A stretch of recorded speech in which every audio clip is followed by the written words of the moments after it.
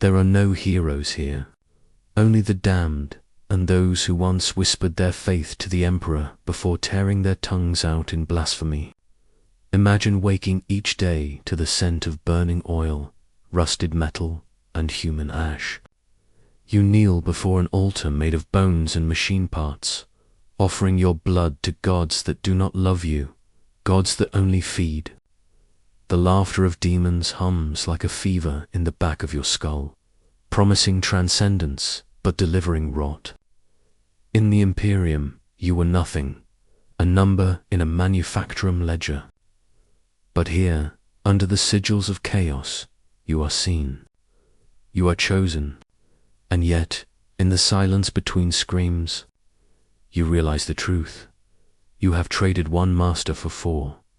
Before we descend deeper into the abyss, into the rituals and madness that define a chaos cultist's existence, remember to strengthen the ranks, like this video, share it with fellow heretics, and subscribe to join the pilgrimage. Every offering fuels the next descent. The air beneath the hive was thick enough to chew. Smoke from the manufacturum stacks crawled down the throat and settled there like guilt, heavy and hot. The hum of the machines was endless, a low, aching heartbeat that never faltered, never slept. Each piston strike, each gear rotation, seemed to echo the same prayer over and over. Serve, obey, endure. The words were not spoken, not aloud. They were built into the rhythm of the place, carved into the bones of every soul who worked there. I had labored beneath those iron ribs for most of my life, though time in the hive meant little. Sunlight was a rumor, seasons a myth. There was only the shift bell, the taste of metal in the air, and the smell of burning promethium. The servitors moved among us, half flesh, half machine, their eyes glassy and blind, their limbs twitching in mechanical devotion. They were the Emperor's mercy, we were told, tools sanctified by purpose. But even mercy can rot when it lingers too long in the dark. Sometimes, when the vox grills crackled during downtime, I would listen for the priest's voice, a distant sermon echoing from the upper spires. He spoke of Terra, of the golden throne that burned with holy light, of the Emperor who saw all. I believed him once. We all did. But faith bends under pressure. It doesn't shatter, not immediately. It simply begins to hum out of tune. That hum began to change a few cycles ago. I was repairing a coolant line when I heard it first. Not the usual mechanical pulse, but something underneath. A whisper that moved against the rhythm. I thought it was a trick of exhaustion, a fault in my hearing. But it came again, soft, like breath against metal. Words I couldn't quite understand, yet they made my skin prickle. I looked around, but no one else seemed to notice. The line foreman shouted, the lash cracked, and I bent back to work. Still, the sound clung to me, a faint murmur just beneath the surface of every grinding gear. When I closed my eyes that night, lying on my cot beneath rusted pipes, I could hear it again clearer now. The voice didn't command. It invited. It spoke of freedom, of truth buried beneath obedience, of an emperor who once listened but no longer did. Blasphemy, that was my first thought. Heresy, to even think it was to die. But the whisper didn't sound evil. It sounded kind, curious, like something ancient reaching out through layers of dust and smoke. Days passed, or weeks. It was hard to tell. The whisper returned, stronger each time. I tried to drown it in labor. The clang of metal, the hiss of steam, the chanting of the overseers, all became meaningless noise compared to that one steady murmur in my mind. The voice began to form words I could understand. Not all of them, but enough. See, remember, awaken. The words sank into me like oil into cloth. I found myself watching others, the way they moved, their empty eyes, the way they prayed without thought. Was this what the Emperor wanted of us? To burn out our souls in his name? To become as numb as the servitors that tended the sacred forges? The thought should have horrified me. Instead, it made something deep inside me stir, something I hadn't felt since childhood. Curiosity, one shift. As the smoke grew so dense it blurred the world into shades of grey, the whisper spoke again. This time it wasn't faint. It was inside my skull, threading through my veins like static. I dropped my wrench.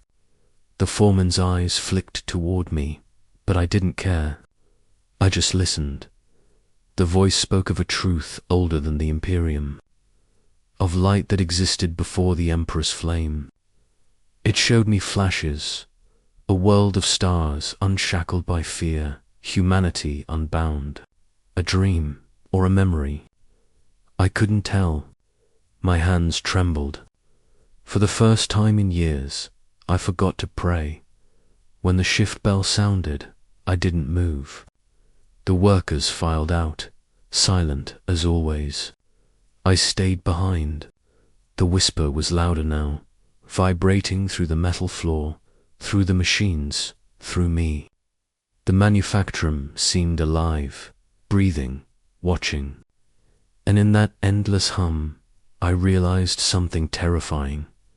It wasn't madness. It was attention. Something beneath the iron was listening back. I turned toward the shadows beyond the assembly line. The air shimmered there, faintly, as if the heat from the forges bent reality itself. My pulse thundered in my ears. I knew I should walk away, report to the overseer, confess. But my feet wouldn't obey. I took a single step forward, then another. The whisper quieted, as though holding its breath. And then, in the silence, I felt it smile. They called him the preacher of rust, though none remembered his true name. Some said he had once worn the crimson robes of the ministorum, a man of sanctioned faith, his tongue gilded with the emperor's scripture. Others swore he was a convict-turned prophet, spat out from the penal tiers after surviving a plasma fire that should have killed him. Whatever he had been, now he was little more than a silhouette in the smoke, a ragged figure standing atop a mound of scrap metal, lit by the flicker of a broken lumen strip. His voice carried through the fumes, raw and cracked, yet strangely magnetic. At first, no one listened. Not really. The workers passed by him on their way to the forges, their faces hidden beneath rebreathers, their minds dulled by exhaustion. His words were drowned beneath the growl of machinery and the hiss of the pipes that bled steam into the streets. He would shout until his throat tore, raising his arms toward the ceiling that never ended, invoking the emperor's name with a fevered desperation. But no one stopped. No one cared. Until one day, he changed what he said. I was there that day, resting between shifts, sitting on the edge of a coolant vent, where the air was slightly less toxic. His voice cut through the din, not louder, but different. It carried something beneath it, a rhythm, a cadence that didn't belong to him. The words no longer praised the emperor. They questioned him. They say the throne burns eternal, the preacher rasped, his eyes wild and gleaming. But what is a flame that never warms? What is light that blinds all who see it? A few nearby workers turned their heads, just for a moment. Then another line followed, soft but sharp as a blade. He no longer hears your prayers, but something else does. That was when I looked up. There was a silence around him, thick and strange. Even the usual roar of the manufactoria seemed too dim for a heartbeat. The preacher smiled, a cracked, bleeding smile and pressed a rusted aquila to his chest. Its wings were bent, its surface corroded, and from where he touched it, a black sheen spread like oil. He spoke of deliverance, not through service, but through awakening, of shedding obedience like dead skin. His words dripped with madness, yet behind that madness was a terrible sense of meaning. Each phrase pulsed with something alive, something that didn't belong to the man himself. They gathered around him in growing numbers, the forgotten, the broken, the faceless, the ones who had long since stopped believing that their labor meant anything. They came for warmth, for sound, for something to feel. And in that void, his voice filled the cracks like molten lead. At first, I told myself I was only curious, but the longer I listened, the more his words felt familiar. The cadence, the tone, it was the same voice I had heard beneath the machines. The whisper, now louder, bolder, wearing a man's body like a mask. The preacher lifted his arms and screamed into the thick smoky air, his voice carried by unseen force. The crowd shuddered as his words rolled through them, sinking deep. The Emperor's gaze is turned away, my children. He watches other stars now. But there are older lights still burning, patient, waiting for your call. It should have been heresy. It was heresy. But no one moved to silence him. Not even the enforcers who stood at the edge of the crowd, their visors reflecting dull red. One of them shifted uneasily, but didn't raise his weapon. Perhaps they, too, felt it, that strange magnetic pulse threading through his every word. The preacher began to tremble, his hands clawing at the air as if grasping at something unseen. Then his voice changed. It deepened, distorted, layered upon itself, a chorus, not one man. The sound made the air vibrate. The vox grills above us crackled, and for a moment, every lumen in the corridor flickered out. The crowd gasped. In that blackness, we heard it, not just his voice, but its voice. When the lights returned, the preacher was kneeling, weeping oily tears that streaked down his face like ink. He has spoken, he murmured, over and over, his voice breaking apart. He has chosen the forgotten. The rust and the dust shall rise again. Something inside me twisted. That same whisper that had haunted my sleep now hummed behind my ribs, in perfect harmony with his words. Around me, others clutched their chests, trembling. It wasn't fear that bound us, it was recognition. The preacher looked up then, straight into the crowd. His eyes found mine through the haze, and though I couldn't see his lips move, I heard him clearly, impossibly. You heard me first. You are the seed. The words struck like thunder. My breath caught. He smiled, slow and knowing, before his head tilted back, and he began to laugh. Not madly, but joyfully, as if witnessing the birth of something divine. The crowd swayed, murmuring his name, repeating his words. The whisper had found its vessel, and through him, it found us all. And as I stood there, heart thrumming in time with his ragged voice, I realized something terrible. The Emperor's silence was being filled. The whisper had become everywhere. It breathed through the vents, trembled in the hum of the forges, and hissed behind the static of the vox lines. It was no longer just a sound. It was a pulse, a rhythm that matched the heartbeat of the hive itself. The machine priests said it was interference. The overseers blamed faulty circuits, but we knew better. Those of us who had heard it in our dreams, who felt it coil around our prayers like smoke, we knew it wasn't malfunction. It was communion. The preacher of Rus stood taller now.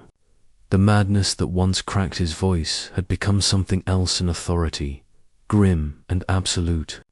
His sermons were no longer rants delivered to the indifferent. They were gatherings, processions. The crowds grew each day, spilling from the lower habs into the exhaust tunnels, their faces lit by the red glow of malfunctioning lumen strips. He spoke not of rebellion, but of revelation, of something ancient beneath the rust, of a truth forgotten by the ecclesiarchy, buried under layers of sanctioned lies. I followed him, not because I believed in him, but because I recognized the voice that spoke through him. It was the same whisper that had first found me at the assembly line, the same pulse that throbbed beneath the hum of the machines. When he looked at me, he didn't see another worker. He saw a witness, a vessel waiting to be filled. The deeper we went into the hive, the more the air changed. The smoke grew thicker, sweeter, tainted with promethium and incense. The walls pulsed with heat from pipes that hadn't carried steam in generations. We descended into levels the administratum no longer charted places, forgotten even by the servitors that wandered like ghosts. The preacher said we were close. I didn't ask close to what dot. There were maybe 30 of us that night. Workers, scavers, the broken and the lost. Each had heard the call in their own way, a dream, a voice in the noise, a sign etched into the rust. We carried candles made from recycled tallow, their flames guttering in the heavy air. The preacher led, muttering a litany that wasn't imperial but had the rhythm of prayer. I felt the words vibrating in my teeth. When we reached the lowest tunnel, the machines were gone.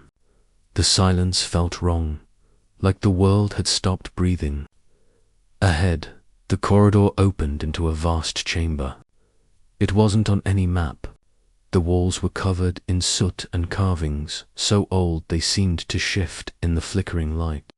And at the center, half buried in rubble, was an altar. It wasn't built. It had grown. Metal that looked alive, veins of bronze and black iron twined together, forming shapes that hurt the eye to follow. I couldn't tell if it was mechanical or organic. It pulsed faintly, as if drawing breath. The preacher fell to his knees, his laughter breaking the silence. "Do you see?" he cried. "The Emperor's hand has withered, but another reaches still."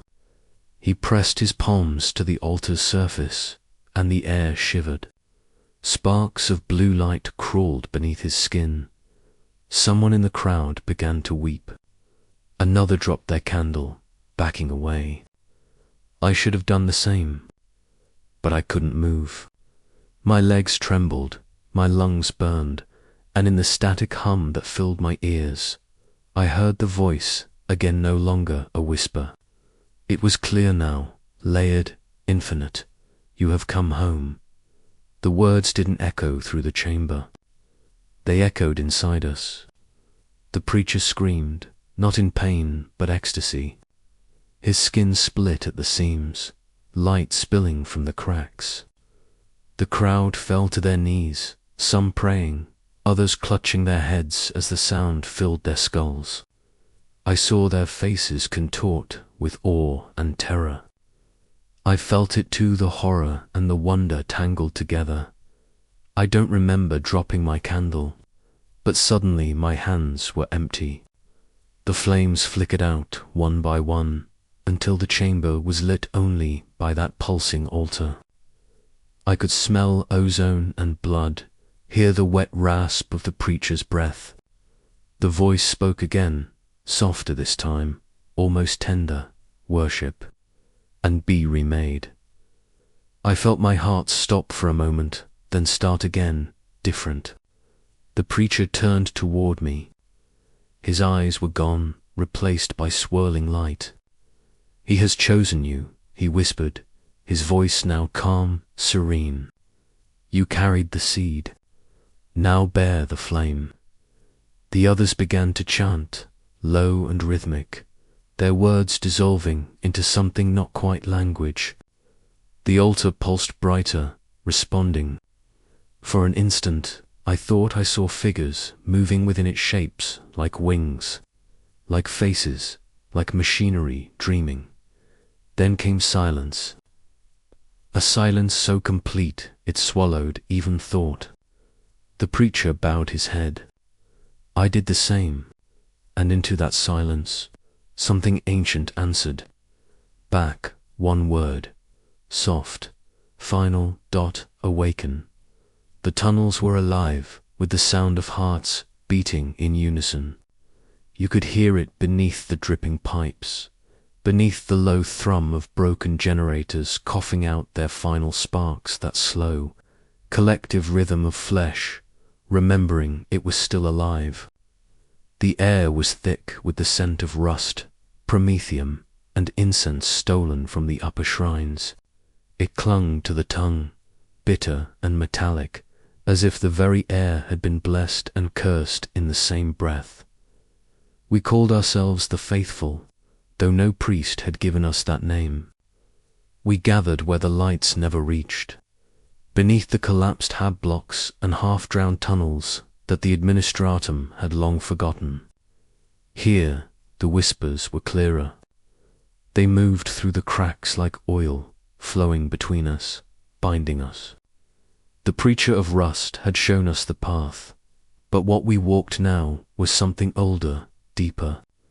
It no longer felt like rebellion. It felt like revelation. Each of us carried scars from a world that never saw us.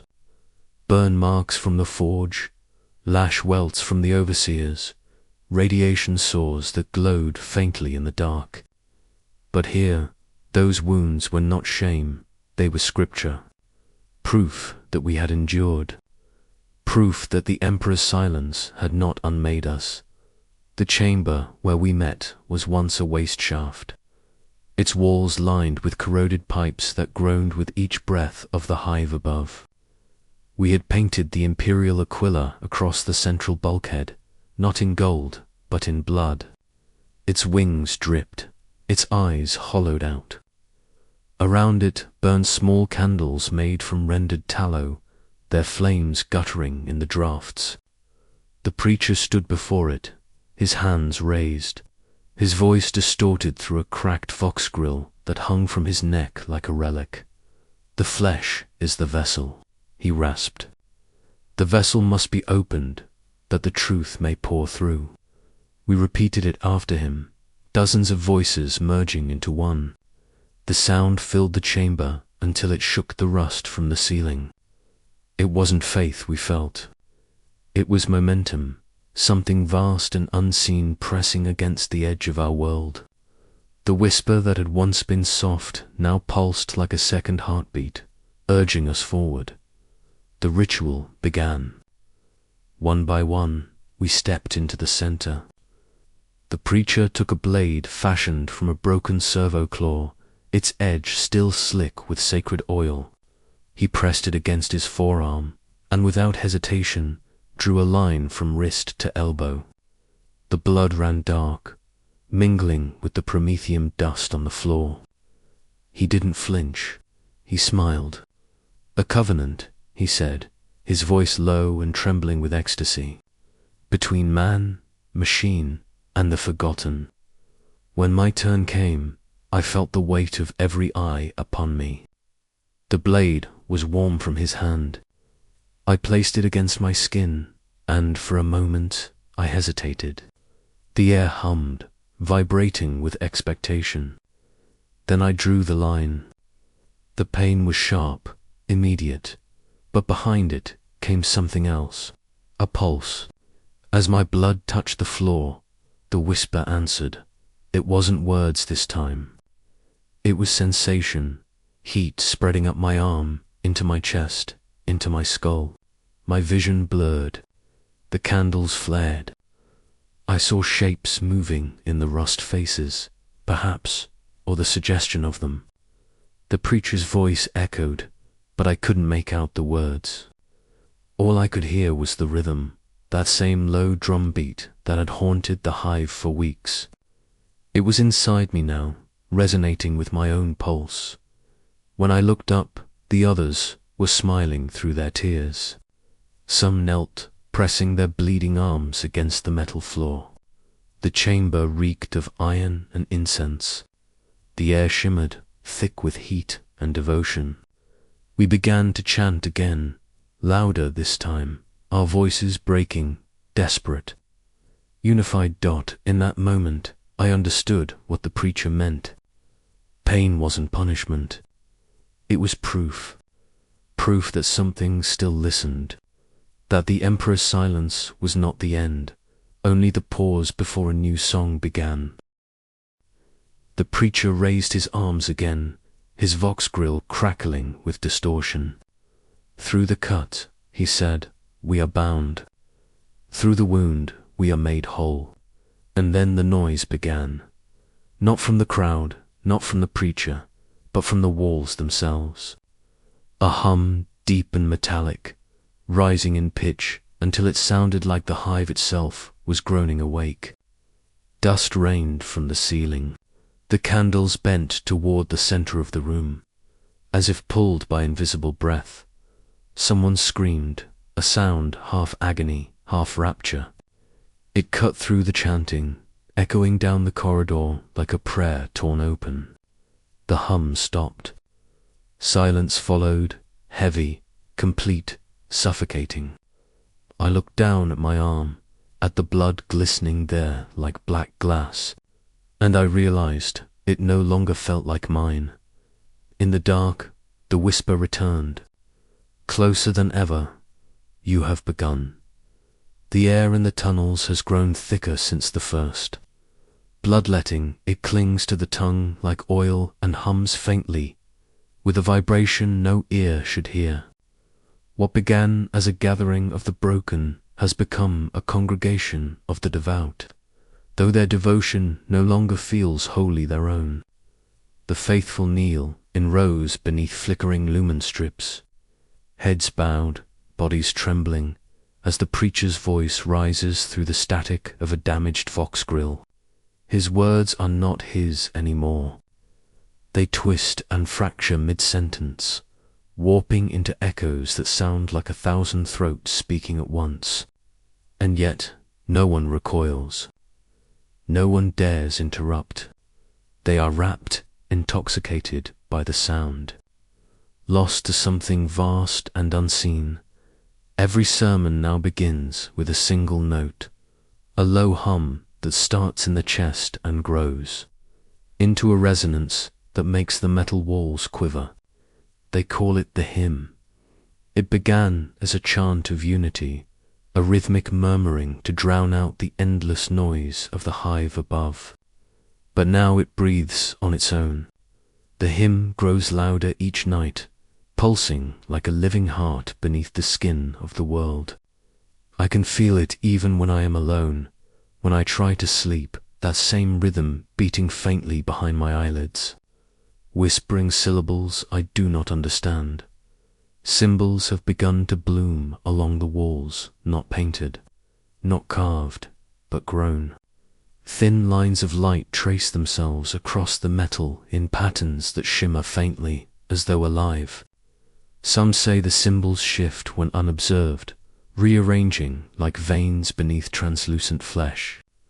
The preacher tells us these are signs of blessing, proof that the God we call to is listening. But others whisper in secret that the symbols watch. I caught one once. Out of the corner of my eye, the light flickered, and for a moment it formed the shape of an eye. It blinked. There is a strange elation that follows the fear. The people around me, miners, welders, discarded workers from the manufactorum, move with a feverish joy now. They speak in litanies, even when no ceremony is held.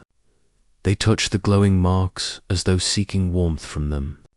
The scent of promethium and burnt incense lingers always. Even when I climb toward the upper platforms, the air still tastes faintly of ash and devotion. What once felt like a sanctuary now feels like a lung, and we, the breath it draws in, On the seventh gathering, the preacher changes. His name was once Elias Rourke, a failed confessor cast down from the upper hives for heresy. But now he moves like a puppet pulled by unseen strings. His eyes are pale and glassy, and his voice no longer trembles. It vibrates with certainty. He tells us he has seen the shape of divinity in the dark between lights, that the God we serve is not bound to the Emperor's shadow, nor the warp's cruelty, but something older, something that remembers when man first built fire.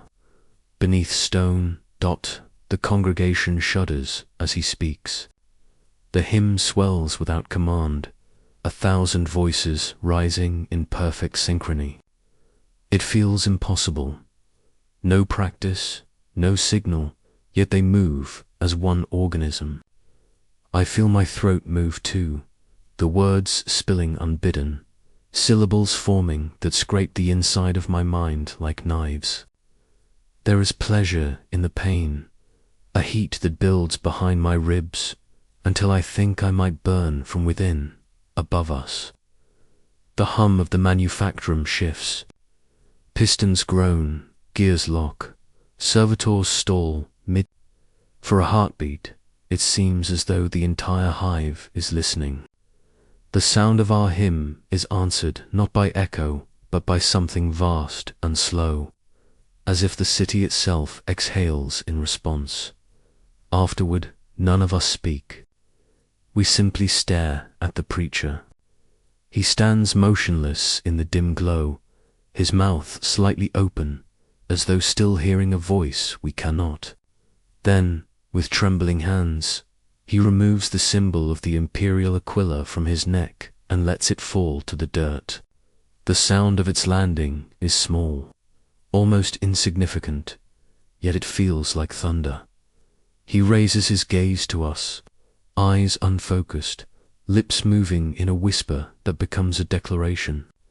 I have seen him, he breathes. He waits beneath the rust and the rot, and he knows our names. A silence falls then, so deep it feels like the world has stopped. Even the dripping of condensation from the pipes above seems to hesitate. Every face is turned toward him, every breath held as though to listen for something more. And in that silence, I swear I hear it, a faint, answering pulse beneath the floor, slow and immense, like the heartbeat of a buried god. The hymn dies on our lips. The echoes linger, but the silence that follows, it feels alive. The night of the feast begins without warning. There is no summons, no sermon, only a feeling, a vibration in the air that draws every believer down into the sanctum as if guided by a single pulse. The tunnels breathe heat, the scent of promethium thick enough to taste. Rust flakes drift from the ceiling like dying snow. In the half-light, the faithful gather in silence, their faces painted with oil and ash, eyes shining with a reverence that borders on madness. The preacher, once Elias Rourke, stands at the center. The flickering glow makes his skin look carved from molten metal, his veins tracing fire beneath the flesh. He does not speak. He does not need to. The moment itself is a command. The air vibrates as the first drums begin, not instruments, but fists striking metal. The rhythm is uneven, alive. A single servitor, its vox grill, cracked and leaking static, releases bursts of garbled hymnals between each strike. The sound is wrong, broken, yet beautiful in its imperfection. Around it, the congregation begins to sway. Men and women who once trembled at the idea of the ecclesiarchy now move like dancers around a flame, their hands reaching toward the ceiling as if to tear through the hive itself.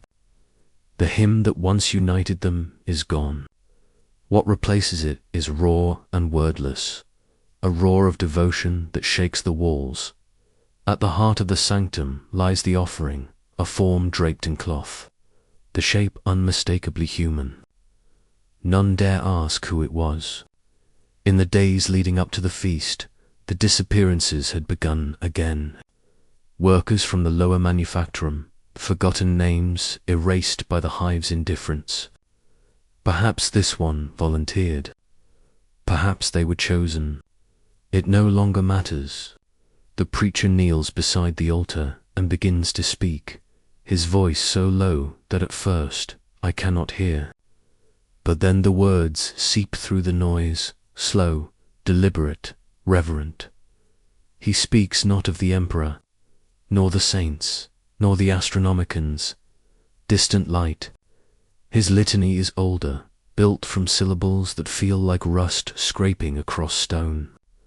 The faithful repeat after him, voices trembling, some weeping openly as the air thickens with heat.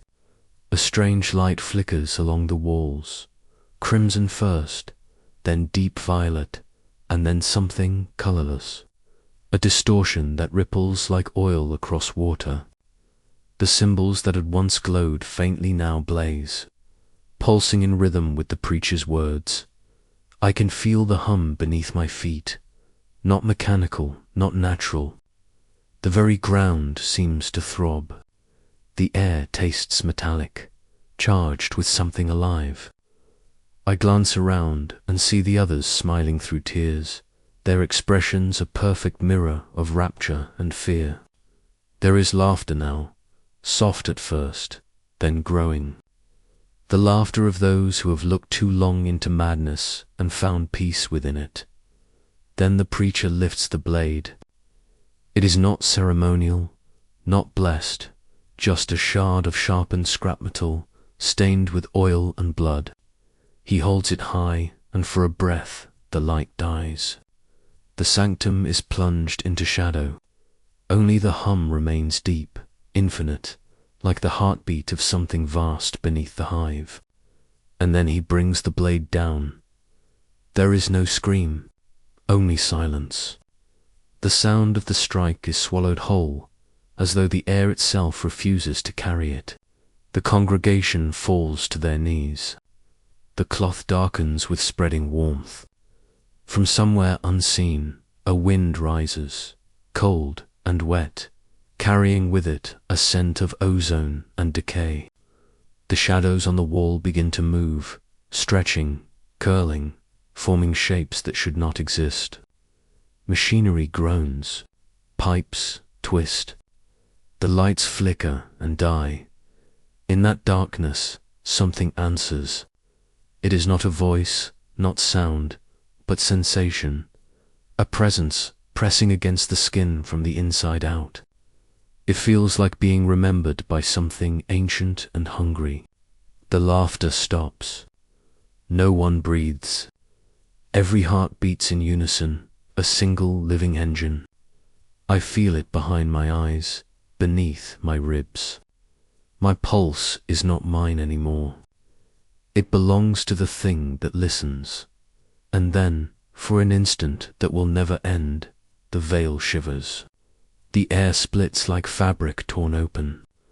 Light, if it can be called that, spills out, searing and cold, all at once. The preacher turns toward it, arms spread wide, his face caught between agony and joy. His skin begins to peel away in flakes of gold and ash. The congregation does not flee. They reach for him. They reach through him. The hymn returns, no longer human, but something far larger singing through 1,000 throats.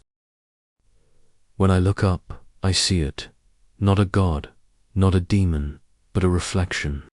My own face, smiling back at me from within that impossible light, its eyes knowing and infinite. And in that instant, I understand. We were never worshipping. We were being fed upon. The light folds in on itself, leaving only the echo of breath and the faint, steady pulse beneath the metal floor. Around me, the faithful fall silent, their faces serene, their eyes still open. In the stillness that follows, The hive above creaks like an old machine settling after overwork. The Brotherhood is reborn. But in their joy, they do not yet realize the thing they serve has already begun to feed. The sanctum smells of rust and sanctified rot. The scent of burnt oil clings to the lungs like penance, mingling with the sharp perfume of blood and incense. We kneel in the dark, rows upon rows of trembling flesh pressed close beneath the corroded pipes of the lower hive. The only light comes from the promethium candles sputtering in the cold air, their flames bending in unseen currents. Every shadow moves. Every whisper feels alive. Somewhere above, the hum of the manufacturer machines bleeds through the walls, a constant, mechanical heartbeat that might as well be divine. The preacher stands at the center, his silhouette warped by the shifting light. Once he was a man like us, hollow-eyed, gaunt, with the ash of the foundries ground into his skin. Now he wears the symbols burned into his flesh like medals.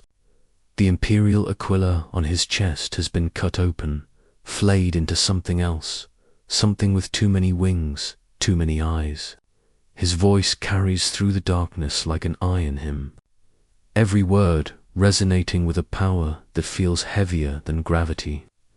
Tonight, he says, the flesh remembers. The words strike through the crowd like a shock.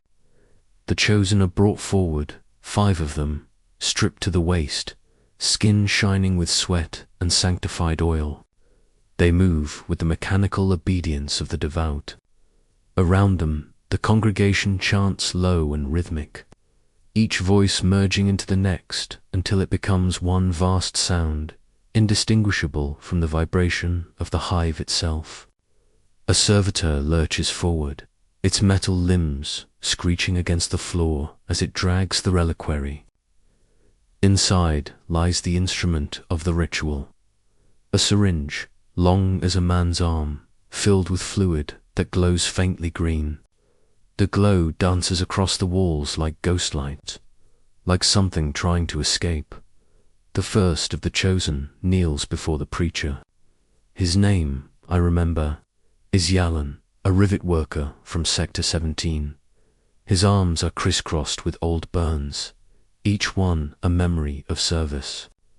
The preacher lowers the syringe, presses it into Jalan's spine, and whispers something too quiet to hear. The plunge is slow. The body convulses. The congregation gasps in unison, not in horror, but awe. The hum in the air deepens. For a moment, the candles flare, as if some unseen wind moves through the sanctum. Then comes the sound. Wet, low, almost human, the sound of skin splitting like old fabric. Jalen's back arches, his fingers claw at the metal floor. His breath becomes a prayer through broken teeth. Beneath the shimmer of the promethium light, something moves beneath his skin, veins writhing, muscles bulging, bones creaking like tortured steel. It is obscene. It is sacred. The preacher does not look away. Endure, he commands softly, his voice both merciful and cruel. Pain is the Emperor's first blessing. To be remade is to be known. The congregation repeats the words in unison. To be remade is to be known. When the spasms stop, Yalan collapses forward, gasping. For a heartbeat there is silence. Then, slowly, he rises. His body is wrong now, longer stretched, his limbs jointed in ways they should not be. The light catches his eyes, and they reflect back not with the dim warmth of humanity, but with something reptilian, luminous. The room exhales as one. Someone begins to weep. Another laughs softly, hysterically. The preacher spreads his arms as if to welcome an old friend. Behold the Emperor's mercy, the flesh that was blind now sees. But as Yalan turns toward us, as his new form trembles in the candlelight, I swear I see something behind those eyes, a flicker of movement, not his own. It's like watching a reflection twist into something that recognizes you back. He opens his mouth to speak, but what comes out is not a voice. It's a whisper, low, layered, like 1,000 murmurs speaking through the same throat. The words are not high Gothic. They are older, wrong. The vox grills along the walls crackle, distorting, echoing the same whisper back in perfect harmony. Something unseen moves through the sanctum, a ripple of cold, a breath against the skin. The preacher shudders, but does not falter. He bows his head in reverence. He hears us, he says, trembling. He has heard. The congregation breaks into sobs, laughter, screams. The noise is unbearable, transcendent. Some tear at their clothes. Others press their foreheads to the floor, whispering blessings that dissolve into static. I find myself unable to breathe. The air feels alive, thick with something that wants to be inhaled. And in the corner, the symbols carved into the wall begin to glow faintly again. That same green light, pulsing in rhythm with our hearts. For a moment, it looks as if the walls themselves are watching. The preacher turns to the next chosen. The syringe gleams in his hand, slick with the remnants of what just was.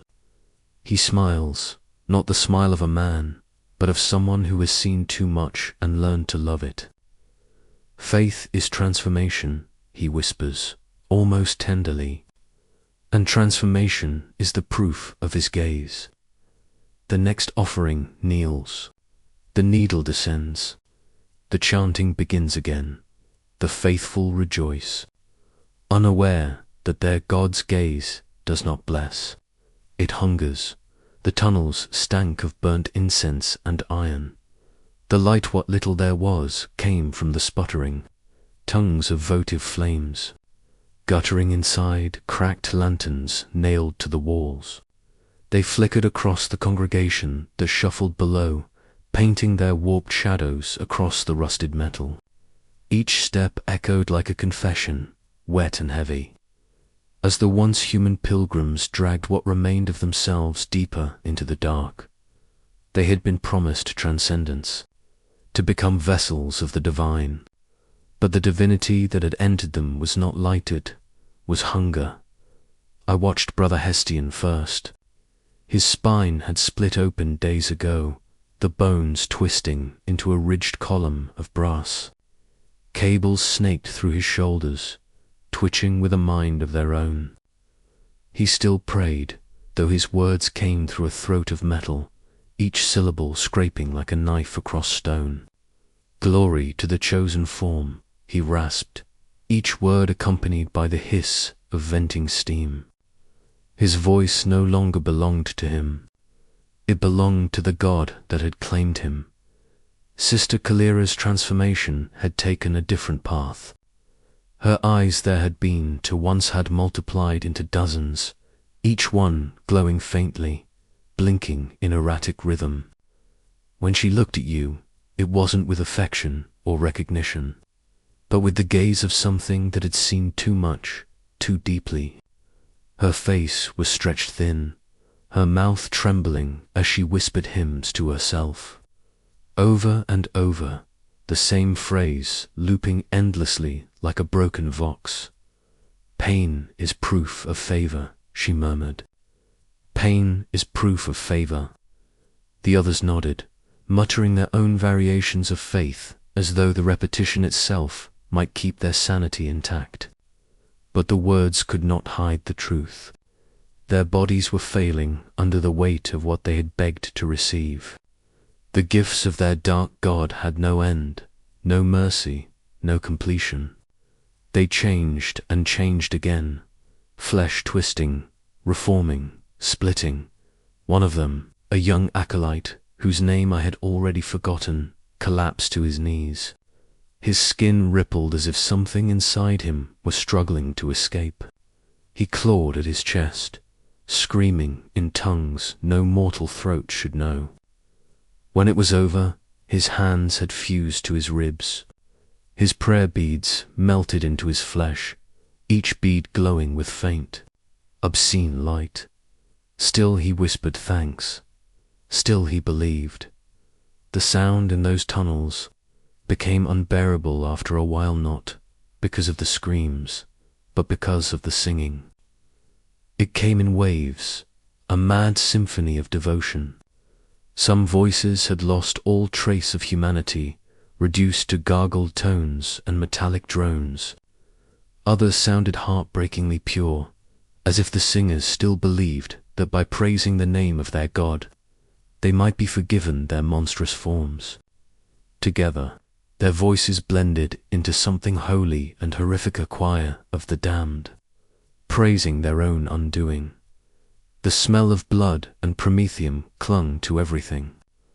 The walls were slick, the air thick with rot and burnt oil.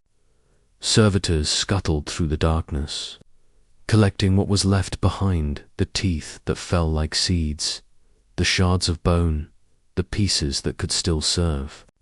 Their vox grills muttered litanies of purification, their mechanical arms humming with purpose.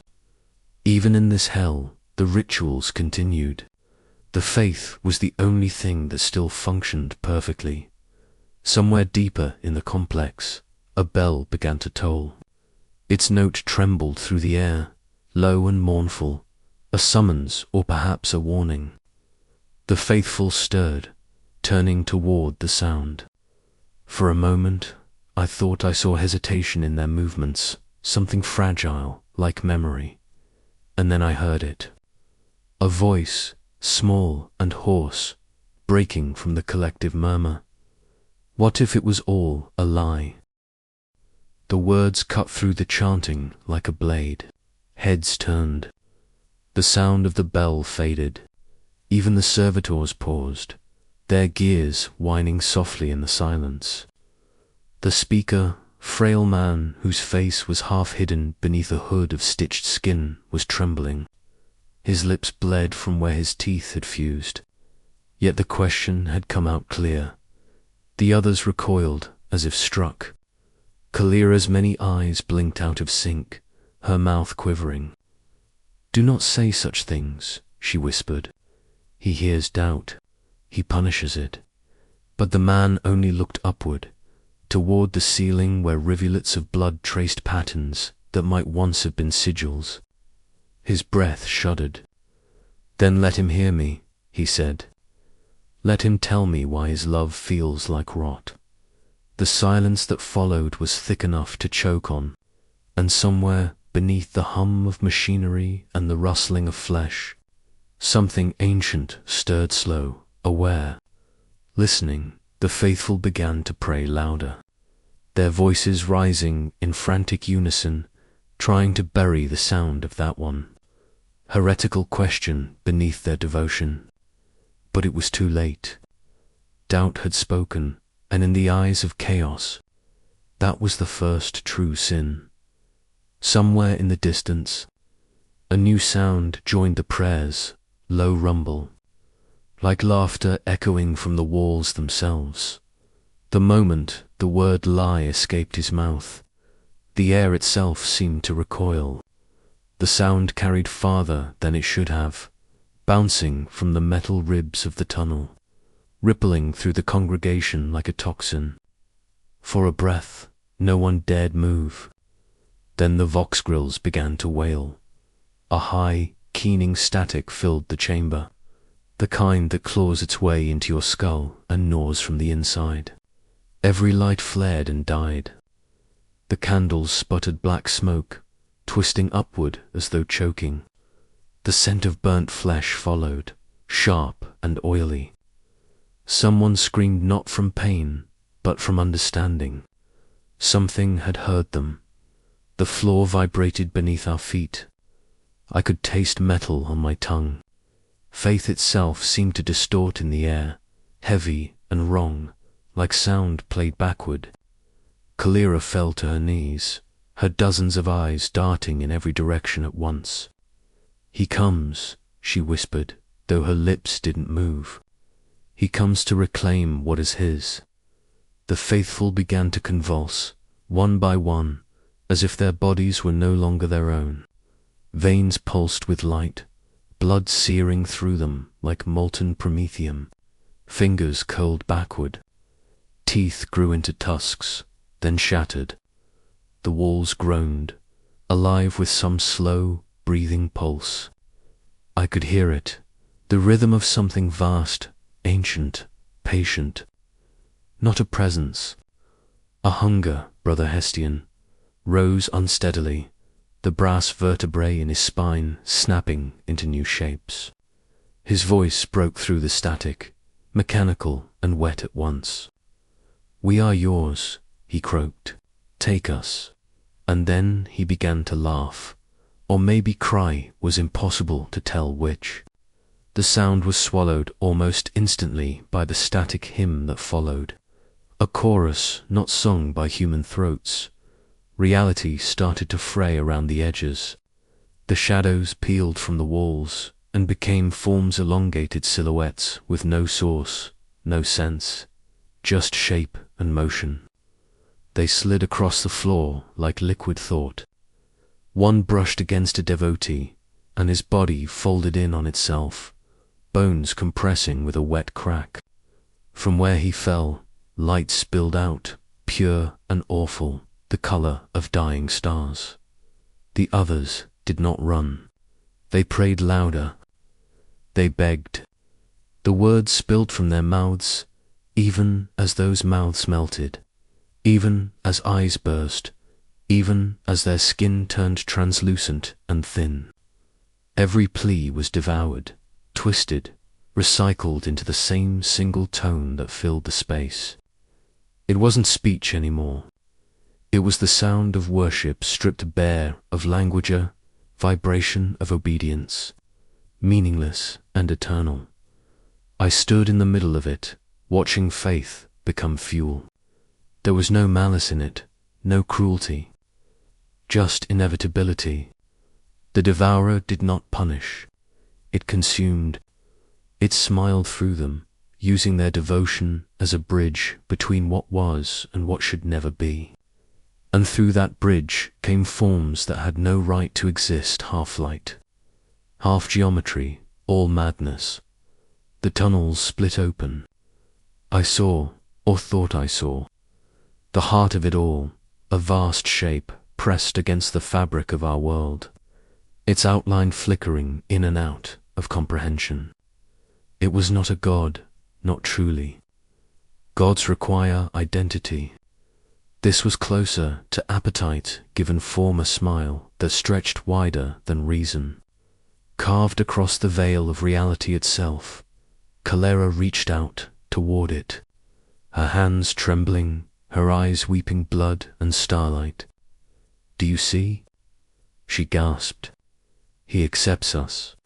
But the light only thickened, swallowing her whole. Her many eyes blinked once, then vanished, leaving behind only a whisper that wasn't her voice anymore. The sound rose to a pitch that tore through flesh and thought alike. I fell to my knees, my mind fracturing under the weight of it. Somewhere beneath the roar, I heard the doubter again, not screaming, praying. His voice was steady, soft, calm. "If this is truth," he said, "then I thank you for showing me." And as he spoke, everything stopped. The light folded inward, collapsing into a single point of impossible brilliance, then imploding in silence. The tunnels, the congregation, only ash drifting through the air, glowing faintly before fading to nothing. When my vision returned, I saw him standing alone amid the ruin. The doubter, untouched, unchanged, his flesh unmarked by mutation, his eyes clear. He knelt where the others had fallen, whispering thanks to a god that no longer seemed to exist. In that silence, something lingered, faint echo in the dark, like laughter carried through a dream. Not cruel, not kind, simply pleased, The gods had taken what they desired. The rest was silence, and the faint echo of a smile that refused to fade. The walls of the hive's underbelly breathed like lungs, too old to remember what air was supposed to taste like. Rust clung to everything metal skin, thought. The faithful knelt in the chamber's center, heads bowed beneath the flicker of lumen strips that pulsed weakly against the dark. The scent of burning incense fought with the sting of ozone, creating a haze that tasted like ash and prayer. Someone whispered a litany, voice trembling. The words were half-forgotten fragments of devotion, scavenged from old imperial hymns and corrupted by years of hunger. Faith had become a language of its own, here made of desperation and need. At the edge of the circle stood Brother Callus, the youngest among them. His face was gaunt, hollowed by the labor of the manufactorum and sleepless nights spent beneath the drip of promethium pipes. His hands shook, not from fear but anticipation. Tonight was the night the veil would open. The Magister had promised it. The eye would see them. They would be seen. The Magister's voice slithered through the smoke. "The Emperor's light has forgotten this place," he said, his tone both sermon and curse. "But in the dark, another flame waits.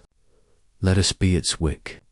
His vox grill crackled with distortion, words bending at their edges, and the cult began to chant soft at first, then rising, an uneven rhythm like heartbeats falling out of sync.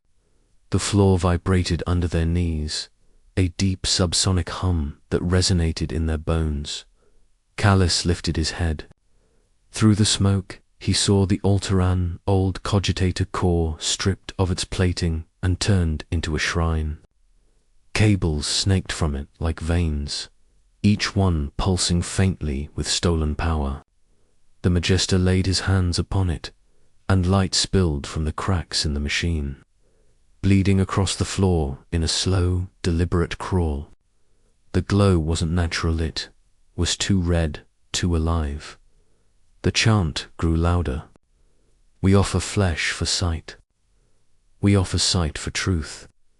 The words repeated, twisting into a rhythm that no longer fit human mouths. Callus felt something brush the edge of his mind, thought that wasn't his own. It whispered in time with his heartbeat, promising clarity, promising purpose. He closed his eyes, and in that instant the world ruptured. Light didn't break through, it poured out. It wasn't brilliance, but revelation, the kind that stripped away the comfort of blindness. Callus saw color where color should not exist, heard sounds that bent into shapes. The air around him tore open like wet cloth, and from within he glimpsed movement, fluid, impossible, endless. Faces bloomed and collapsed within one another, mouths stretching too wide, eyes multiplying like stars bursting in reverse. He wanted to look away. He couldn't. The warp looked back. A warmth filled his chest, spreading through his veins like fire and ice entwined. His thoughts began to dissolve. Language turned to vibration, logic to music. He felt every breath of every believer around him, felt their pulses merge, their prayers weaving into one singular heartbeat. Somewhere in that chorus, something smiled. The others saw him rise.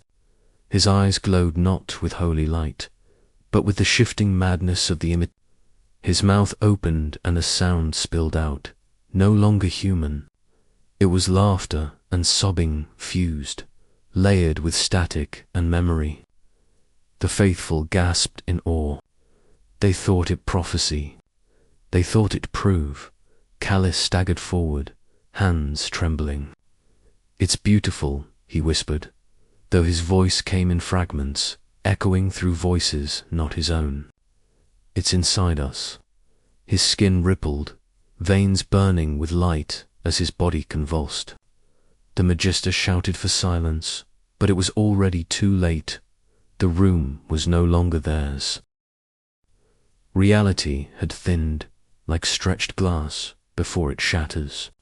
Shadows began to twist along the walls, stretching in directions that geometry refused. The smell of burning metal filled the chamber. Someone began to laugh uncontrollably. Another fell into seizure. Callus collapsed, his head striking the steel floor with a dull clang.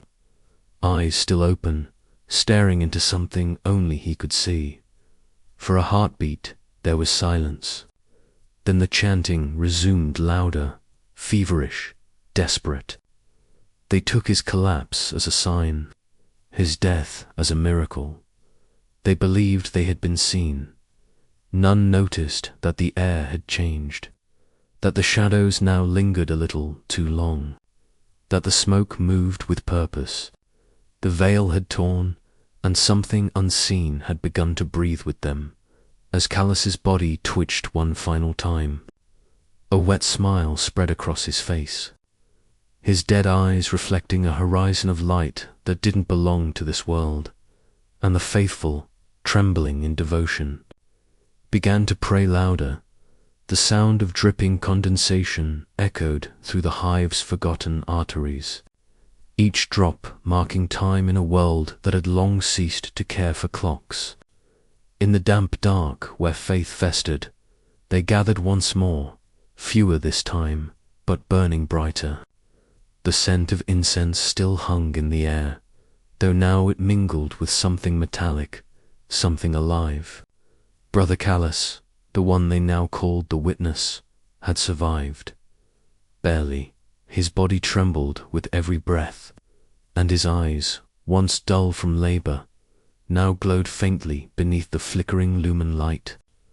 When he spoke, it was not with the voice of a man, but with the rasp of revelation. They showed me, he whispered, though no one had asked. His words were disjointed, scattered like ashes. The truth beneath the skin of the world. The machine dreams, and we are its thoughts. The faithful leaned closer, their knees grinding against rusted steel. They listened, rapt. Every syllable from Callus felt carved from something divine or diseased. His words didn't merely describe, they infected. He spoke of light that screamed, of faces that folded in on themselves, of laughter that bled through metal walls. He claimed the Emperor's gaze was not one of love but hunger, that in his blindness, new gods had learned to see. At first, the Magister tried to silence him, but the others did not obey. They had heard something in his ravings, a rhythm, a pulse beneath meaning. It wasn't language. It was calling. Within days, Callus's whispers had become scripture. The cult's gatherings grew again, swelling in the dripping dark beneath the manufactorum. The air vibrated with chants layered in static. The lumen strips above began to flicker in strange patterns, almost deliberate. Some claimed the light itself had begun to listen. That was when the voices began. At first, it was only the machinery, the constant drone of cogitators and servitors deep in the hive's bones. But soon those sounds shifted. The hum of a vox grill seemed to echo back their hymns in perfect unison. The gears in the walls turned in time with their chants. One night, as they prayed, a servitor's broken mouth began to move, its voice a garbled hymn of binary and moaning flesh, praising not the Emperor but something unnamed, unseen. Fear should have followed. Instead, there was joy. For the first time, the faithful felt answered. The veil had not just been torn, it was alive, and it was listening. Bagesta, once the center of devotion, now stood forgotten at the edge of his own congregation. He watched as Callus, trembling, bleeding from the eyes, became the new mouthpiece. "You can hear it, can't you?" Callus whispered. "The song between the wires, the pulse of the machine's dream." It's always been there, waiting. And the others nodded. They began to see signs everywhere. Symbols burned into the steel walls overnight, faint curling shapes that glowed when no lumen burned. The pipes wept red condensation that smelled like promethium and copper. A child born in the hablock above was found with eyes that mirrored Callus's glimmering, as if reflecting some unseen fire. The cultists took it as proof. They called themselves the prophets of the hidden eye. What began as prayer became frenzy. Men carved runes into their flesh, each line trembling with fevered devotion. Women tore open their palms to let their blood drip into the metal cracks of the floor, believing the hive itself would drink their offering. The sound of chanting spread through the corridors, echoing through the forgotten manufactoria, up into the vents where skittery patrols might one day hear and mistake it for static. Every voice carried the same refrain: the eye sees, the eye feeds. The eye becomes beneath the ecstasy. A new sound began to creep in, a low vibrating hum that none could place. It came from no source. It existed between words, beneath thought, behind the thin curtain of sanity. When they prayed, the air trembled. When they sang, the shadows swayed in time. And when Callus spoke again, the sound that came from his mouth wasn't human. It wasn't even speech. The vox grills screamed in harmony, and the lumen strips burst one by one, casting the chamber into a red half-light. The Magister tried to call out to his flock, but his words were drowned beneath the rising tone, a vibration that filled the lungs. Pressed against the skull, demanded entry. Callus's body began to convulse. His mouth opened, his throat tearing as something else poured through him, a voice that wasn't his, layered and infinite. It spoke in perfect binary and ancient tongues all at once, reverberating through every metal surface. The faithful fell to their knees, tears streaming, their hands raised in worship of something they could no longer name. Then, silence. It wasn't the kind of silence that follows noise, but the kind that devours it. Callus stood motionless, blood dripping from his mouth. His eyes rolled white as he turned slowly toward the Magister. When he finally spoke again, it was calm, almost tender. "Do you see now?" he asked. "We are not praying to it. We are praying through it." And as his words echoed, the lights flickered once more, not randomly, but rhythmically, as though something vast beneath the hive was breathing in sync with their faith. The prophet's sermon ended not with applause, nor with prayer. It ended because there were no words left, only the sound of something, unseen, beginning to whisper back. The air inside the sanctum no longer obeys the rules of breath. It shivers, warps, and hums with a sound that feels like thought given voice. I can taste copper on my tongue, like blood suspended in prayer. The candles that once trembled with reverence now burn sideways, their flames bending toward a center that does not exist. Walls that were once stone begin to breathe, slow, rhythmic, patient. The warp has come not as a storm from beyond, but as a whisper from within. The veil does not tear. It turns itself inside out, and in that inversion, everything we believed sacred begins to devour itself. The prophet stands at the heart of the spiral, his skin glistening with sweat that gleams like oil. He no longer blinks. His mouth hangs open, moving without sound, yet every ear in the chamber hears him. The words bloom directly in our minds, not language, but sensation. Warmth, hunger, adoration. Each thought arrives not as understanding, but as invitation. I feel it crawling beneath my skull, tracing veins of light behind my eyes. I know this is wrong. I know this is the end of reason. And yet, God's help me. It feels divine around me. The congregation kneels in perfect synchronization.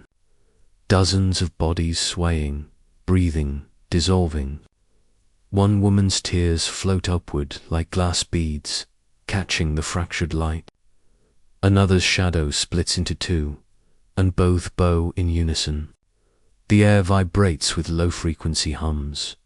The corrupted hymn of the servitors now joined in unholy chorus. Even the machine spirits have abandoned their silence. Their binary chants looping through the vox grills like the laughter of a dying god. The prophet raises his hands, and the flesh on his forearms ripples as though remembering other forms. His voice, if it can still be called that, emerges as light, casting shapes upon the walls. Geometries that shift faster than comprehension. I see cities built on mirrored skies, oceans of bone, a star collapsing into a single eye. Every image burns away before I can grasp it, leaving behind only the ache of revelation. The warp is not distant. It has never been distant. It is the mirror that reality forgot it was holding. We were wrong to worship the Emperor as an untouchable son. The truth is more terrible and more intimate. Every prayer we ever spoke was an incision. Every act of faith, a wound opened willingly. And now the wound has learned to bleed on its own. The faithful begin to rise, or rather, to lift. Gravity loses meaning. Limbs blur, melt, reform. One by one, they dissolve into threads of radiant dust, each particle drawn toward the pulsating center that used to be the altar. Their voices combine into a single note of impossible harmony, so perfect it feels like judgment. I should have run. I should have closed my eyes. But I cannot. No one can. The revelation binds us tighter than fear. In their unmaking, there is beauty, a beauty so profound it annihilates thought. The air smells of iron and incense and the sweetness of decay. My fingers fade at the edges. The prophet turns his gaze toward me, and for a heartbeat I see what he sees. The warp as an ocean of memory. Every soul that ever was, suspended in infinite recurrence, waiting to be remembered. That is the truth the ecclesiarchy hides. Not that the gods do not exist, but that they are memory itself, feeding on the echo of belief. The final hymn arrives without sound. Light folds in on itself. Space tightens like a closing fist. The sanctuary collapses into a singular brilliance, a cathedral consumed by its own reflection. When I open what remains of my eyes, there is no prophet, no followers, no altar. Only ripples where they once were, like heat on metal. The warp withdraws the way a predator does after feeding silent, sated, merciless, and in the stillness that follows. The air hums with a single phrase, carved not by sound but by remembrance itself. The gods do not love. They remember. The fires had long since died, yet the air still shimmered with their ghostly heat. Beneath the ruin of hive deciliums, lower manufacturum levels, the ashes clung to everything, to armor, to air, to memory. The stench of burnt promethium mingled with the sweet rotten tang of cooked flesh, forming a perfume of devotion and damnation. Even through the filters of my rebreather, I could taste it. The residue of faith turned to smoke. The light from our lumen packs sliced through the gloom in trembling shafts, revealing the aftermath of what had once been a sanctuary. Now it was nothing more than a mausoleum of belief, where metal had melted into bone, and bone into prayer. I stepped over the remains of an altar, or what was left of it. The surface was glassed over, fused with what looked like human teeth, arranged in deliberate patterning. Words had been carved beneath them, their meaning obscured by soot and blood. Though one symbol still burned clear through the grime, the imperial aquila, twisted, its wings bent inward, not outward, as if it had turned to shield something within rather than to display allegiance to Terra. My vox bead crackled softly as the other acolytes moved through the wreckage. No one spoke above a whisper. It wasn't reverence. It was instinct. The silence here wasn't empty. It pressed back, heavy and aware. Warp residues strong, murmured severe Alcyca, his voice fraying at the edges, still active in the walls. I can hear echoes. He turned his head as though listening to something just beyond our range, his blindfold twitching with each pulse of unseen current. For a moment, I thought I heard it too, not a sound, but the suggestion of one. A soft susurrus beneath the dripping metal, like the murmuring of a congregation caught between breaths. The servitors lining the far wall stood motionless, their flesh half sloughed from their augmetics, their vox grills cycling through broken litanies. Glory be to the... Over and over, the words collapsing into static. One's jaw still moved mechanically, though its head had been severed from its torso. Faith on automation. I crouched near a scorched column, brushing away soot until my gloves touched etched stone. Scripture, words written in low Gothic, the letters carved with trembling precision. Through fire, he is revealed. Beneath it, the stone was blackened by an explosion. My hand traced the scorch marks as if I could feel the story they told. A detonation from within, not without. They hadn't been attacked. They had offered themselves. Further in, we found the remnants of the congregation, dozens of them, fused together in clusters like wax figures melted in a single breath. Their faces locked in ecstasy, not agony. Their mouths open mid-hymn. The flame hadn't erased their devotion, it had immortalized it. "Look at them," whispered Corvain, the team's archivist, his voice barely audible. "They died singing." I didn't answer. There was nothing to say. The Emperor's light didn't reach this deep. What burned here was something else entirely. I turned my gaze upward. The ceiling was a blackened dome, but at its apex, the metal had warped outward as if something vast had pressed from inside, trying to escape. Around it, concentric rings of scorched prayer runes circled like a halo of blasphemy. I felt the pull of it, not physical but spiritual, an undertow of awe and disgust that drew the mind toward its center. The psyker began to hum under his breath, a low, anxious tune, until the Inquisitor's voice cut across the vox, curt and cold. "Report. Site secure," I answered. "Cult eliminated." But I hesitated. The word eliminated felt wrong.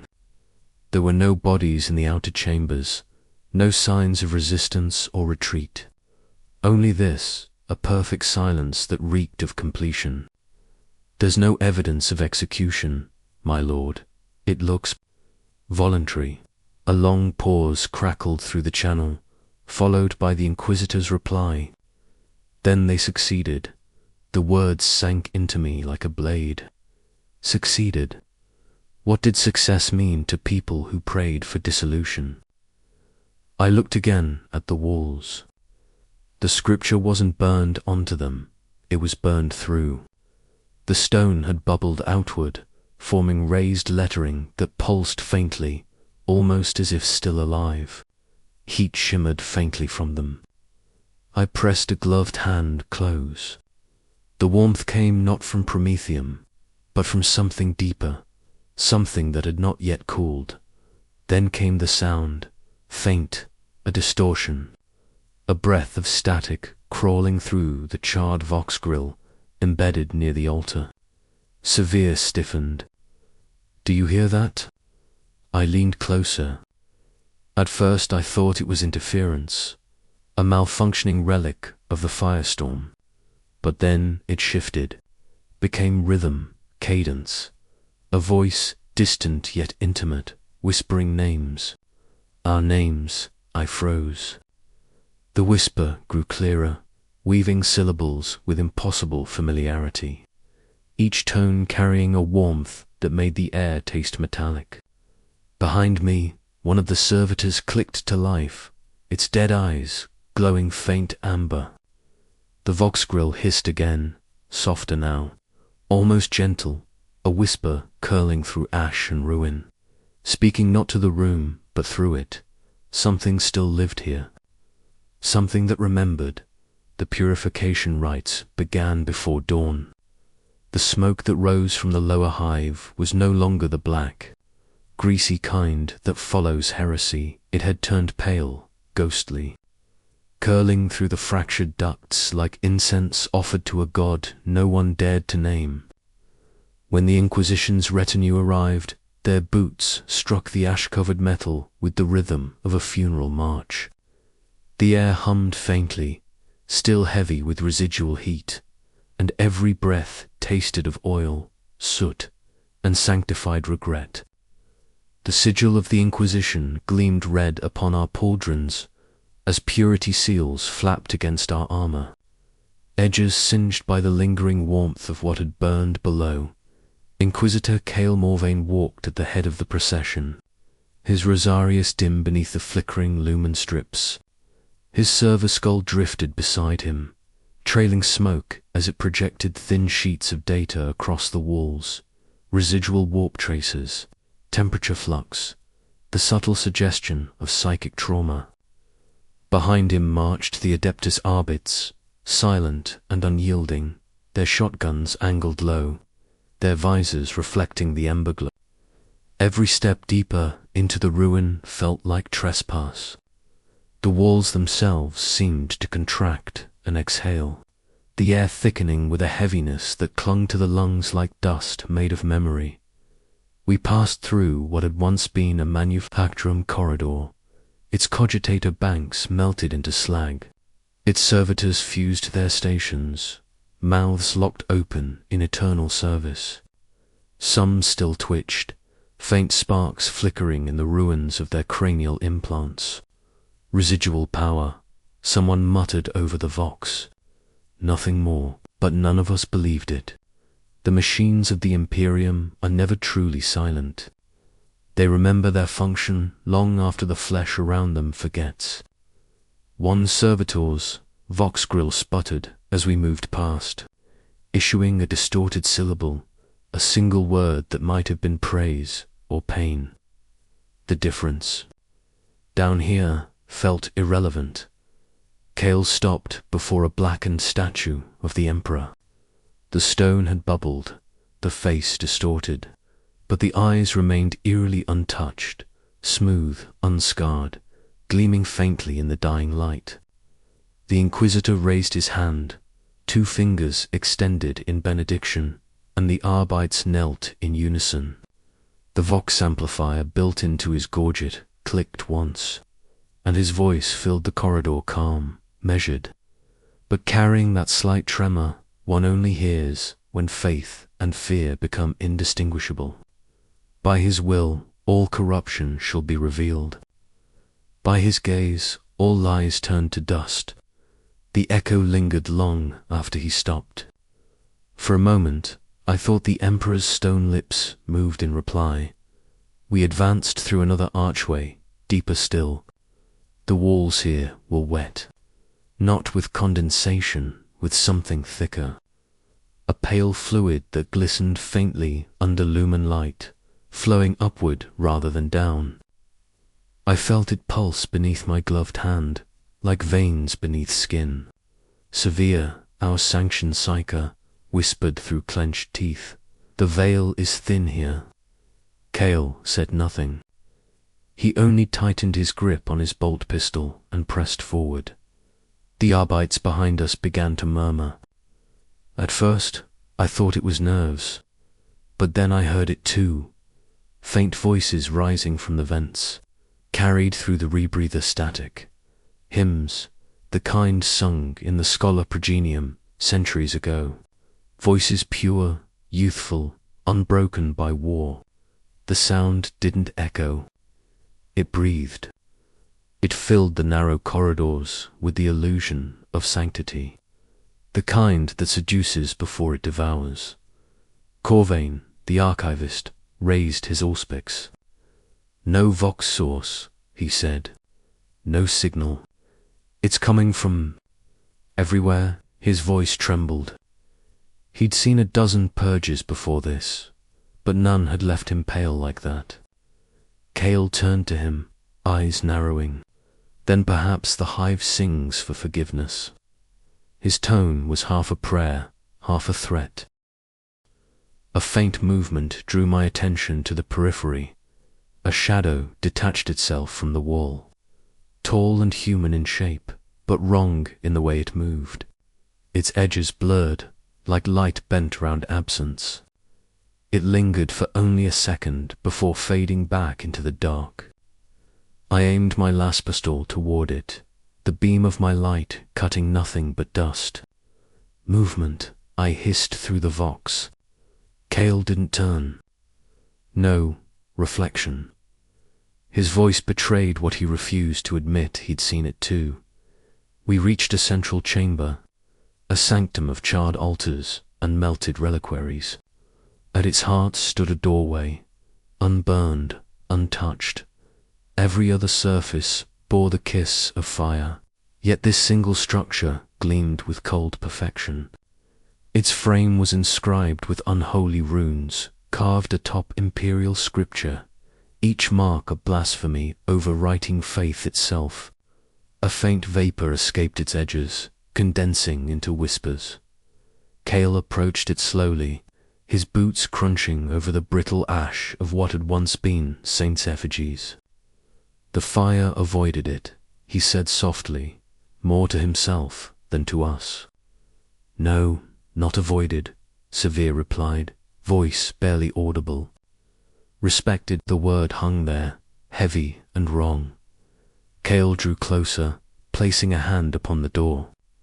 His flesh sizzled on contact, though no heat emanated from it. He didn't flinch. His lips moved in silent prayer.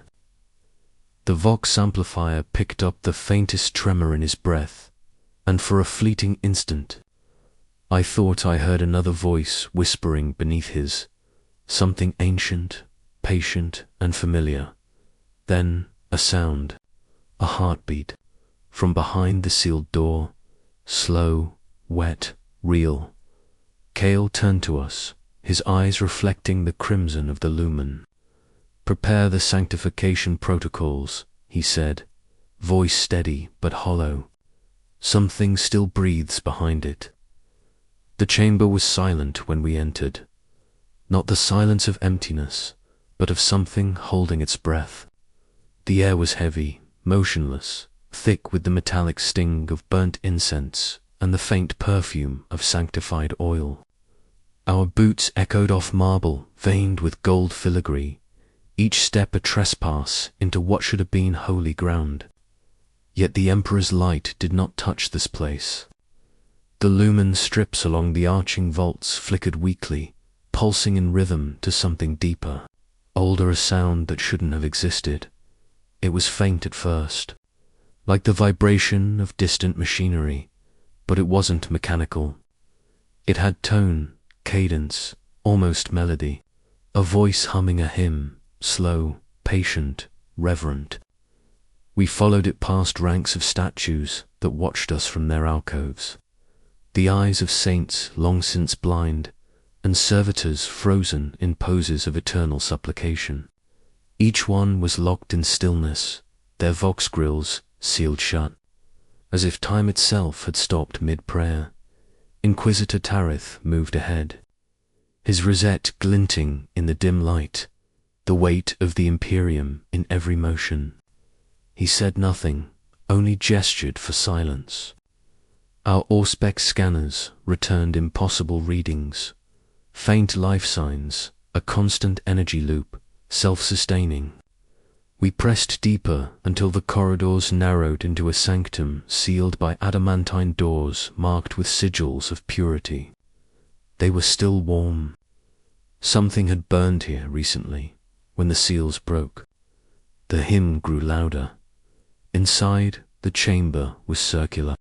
The walls covered in parchment, layered upon parchment, every inch written in the same looping script.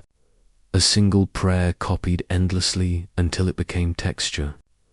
Candles had long melted into wax rivers, and at the center knelt a figure draped in robes of grey and crimson.